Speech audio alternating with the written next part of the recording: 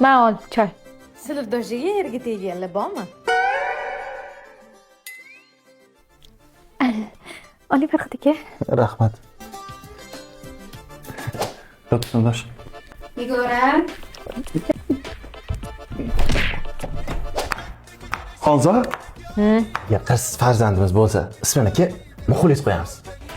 Biz sinfda muxlis hali ham Yo, unutmadik. nima, faqat shuni Bekor tushiralasan. degansiz. Muxlis deb. Bu prosta ism bu. Bilardim. Hop, stop. Ha, Bo'pti, mayli. Qiz bo'lmasin deylik, mana o'g'il bo'ldi deylik. Ismini nima qo'yamiz? Murod qo'yamiz. Bilardim, sen o'sha Murod bilan. Chirniyozingizni. Murodni duxi ham yetmagan menga gapirgan. Tushundingizmi? Murod bilan. Shagom. Xo'p. Hozir men ketyapman. Qayerga ketyapsan? Nima? Ketyapsiz? Ha.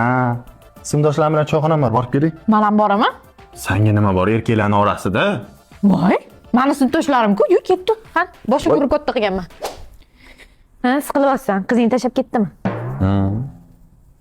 Ha, bor xolamdan so'ra, nima ovqat qilay?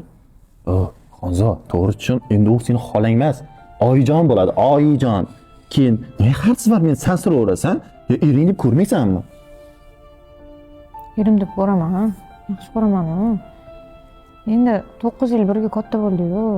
Qanaqadir sizlash qiyin bo'ldi. Yaxshi ko'raman-ku. Ovqat yeysanmi? Bo, nimaga shu sinfdoshimni tanlading? Sinfdoshingga men o'lay, bor. Nima yeysan?